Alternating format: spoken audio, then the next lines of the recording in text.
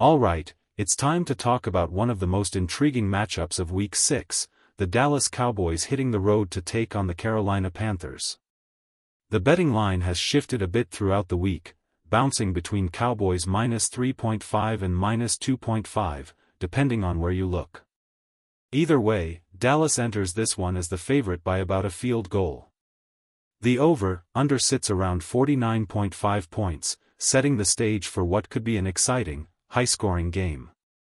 Before we dive deeper, don't forget to subscribe to the channel, like the video, and share it with your friends.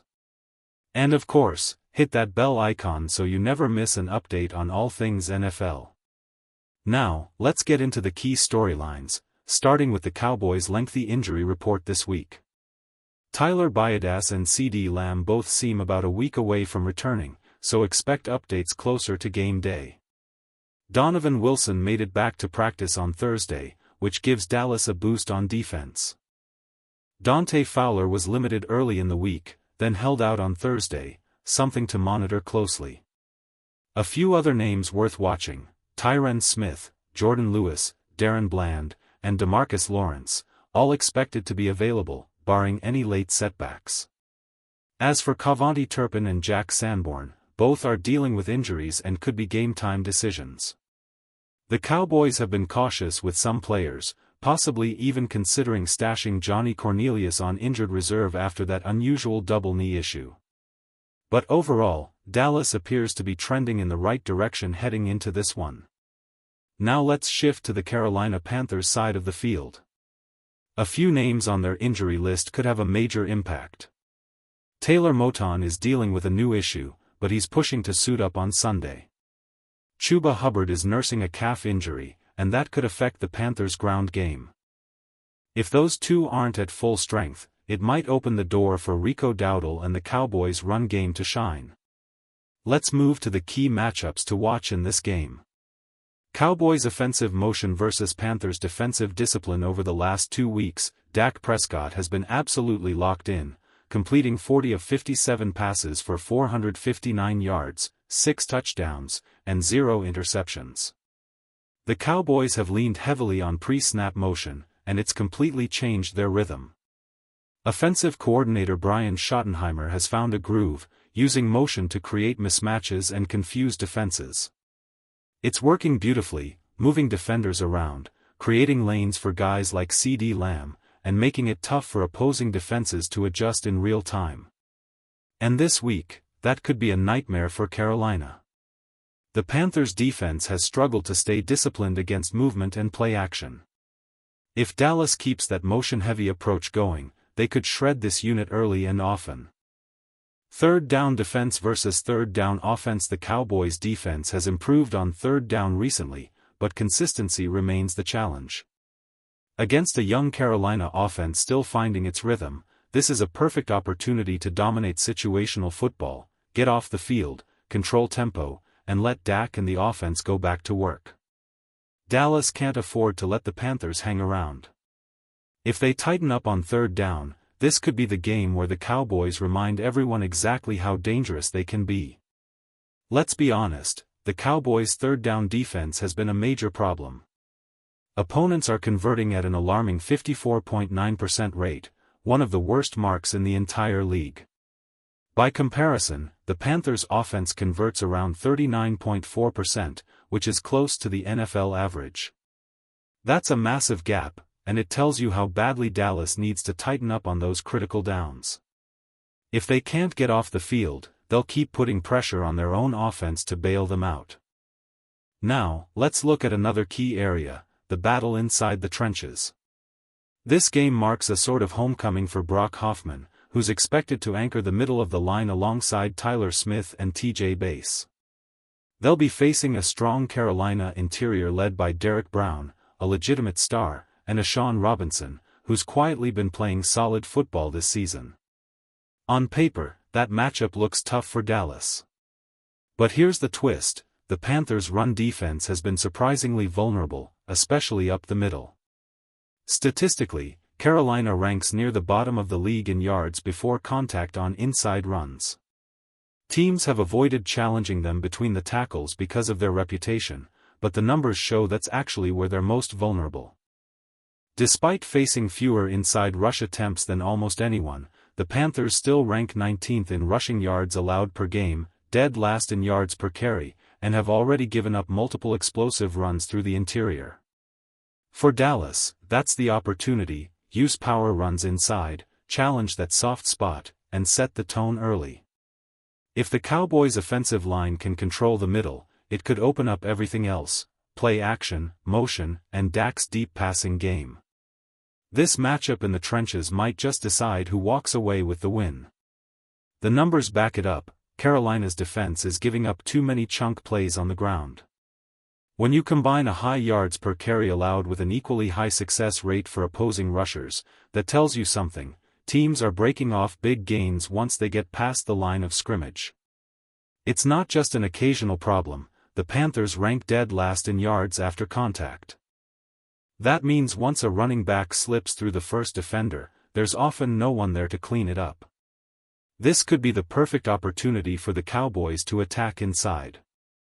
With Tony Pollard leading the way and Rico Dowdle rotating in, Dallas has the speed and vision to exploit those interior gaps. Even a few well-timed runs up the middle could change the momentum early. Opponents have been hesitant to test the Panthers between the tackles, but this might be the week that hesitation ends.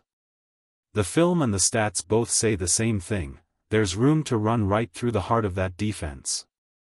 If the Cowboys can capitalize on that weakness, it could open up everything else for Dak Prescott and this high-powered offense. One of the most intriguing duels this week will be Trayvon Diggs and Darren Bland lining up against Teteroa McMillan, the Panthers' emerging #1 receiver. McMillan has quietly put together a strong season: 24 catches for 351 yards, and while the touchdowns haven't piled up yet, his impact on film is undeniable. He's physical, sharp in his routes, and does some of his best work attacking the middle of the field. If Dallas plays zone, McMillan could exploit that space between the linebackers and safeties.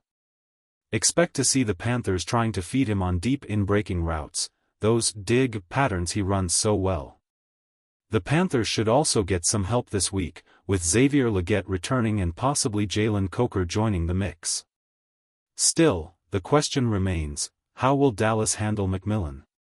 Will Diggs shadow him across the field, or will the Cowboys stick to their usual side assignments with Bland staying put?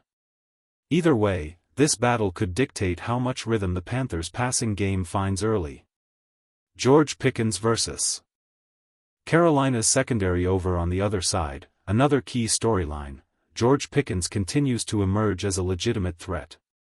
He already has 5 touchdowns this season, matching his previous career high with the Steelers. He'll likely see a lot of J.C. Horn, and that's a fascinating one-on-one duel. Horn is physical and competitive, but Pickens has the size and body control to win contested catches, something Carolina's defense has struggled with at times. If the Panthers try to rotate coverage or rely on depth corners like Mike Jackson, that's where trouble could start. Pickens has shown he can punish defenses that underestimate him. Dallas did a good job containing him last week, but Carolina's secondary will need to step up in a big way to keep him from taking over. Let's give some credit where it's due: J.C. Horn has been phenomenal this season. Opposing quarterbacks are completing just 38% of their passes when throwing his way. That's elite-level coverage. In 21 targets, he's allowed only 8 catches, according to Pro Football Reference.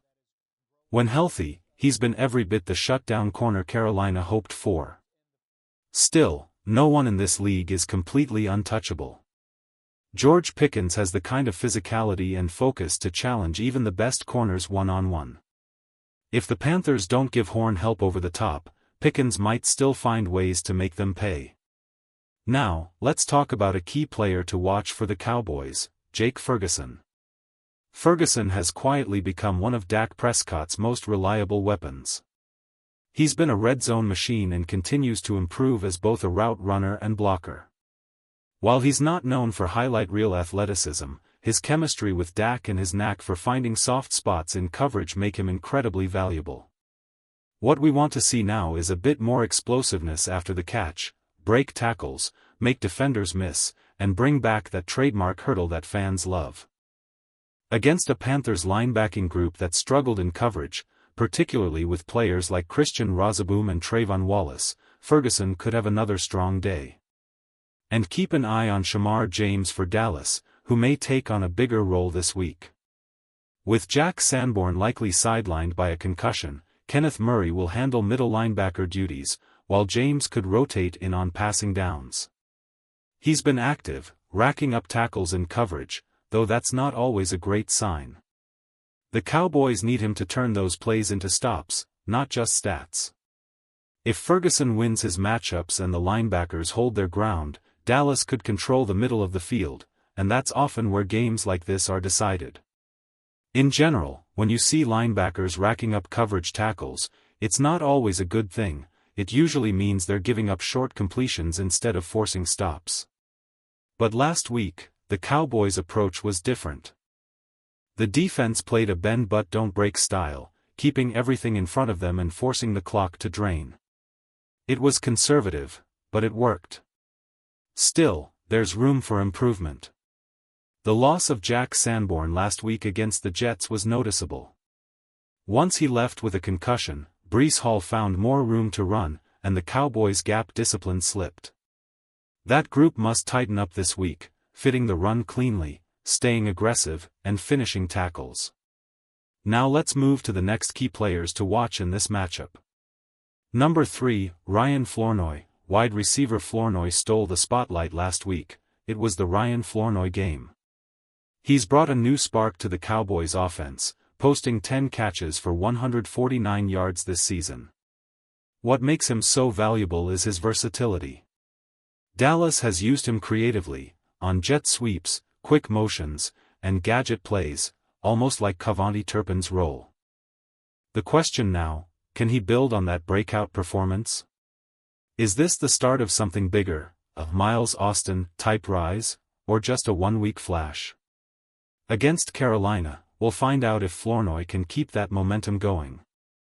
And yes, keep an eye on a potential Jonathan Mingo return on the other side. That could add even more emotion to this game, especially if he's looking for a little revenge against his former team. Number 2, Donovan Ezaraku, edge rusher. The box score might not show it yet, but Donovan Ezaraku is this close to making a real impact. Last week, he was inches away from bringing down Justin Fields multiple times. His first sack of the season feels inevitable. He's showing great burst off the edge, winning with speed and effort. It's only a matter of time before that production turns into results. This could be the week where he finally breaks through and makes a statement play that changes the game's momentum. This could be the game where Donovan Ezaraku finally breaks through, the moment the dam bursts and the pressure he's built all season turns into production. He's shown flashes in recent weeks, even against the run, but the sack column has stayed empty. That might change here. All signs point to this being the week Ezaraku records his first sack of the year, and once that happens, expect the momentum to keep rolling. But now, let's talk about the most important player on the field. Number 1, Dak Prescott. Of course, it starts, and ends, with the quarterback. Dak Prescott has to play great, because the Cowboys can't afford to rely solely on their defense right now. When Prescott is sharp, this team looks unstoppable. And the good news? He's been outstanding. Prescott is off to one of the best starts of his career, confident, poised, and fully in command of this offense. He's seeing the field better than ever, making tight window throws, and controlling the tempo like a veteran leader should. Now he faces a Panthers defense that's inconsistent, dangerous when locked in, but vulnerable when pressured. If Dak keeps his rhythm, trusts his reads, and plays with the fire we've seen in recent weeks, this could be another statement game, not just for him, but for the Cowboys' season.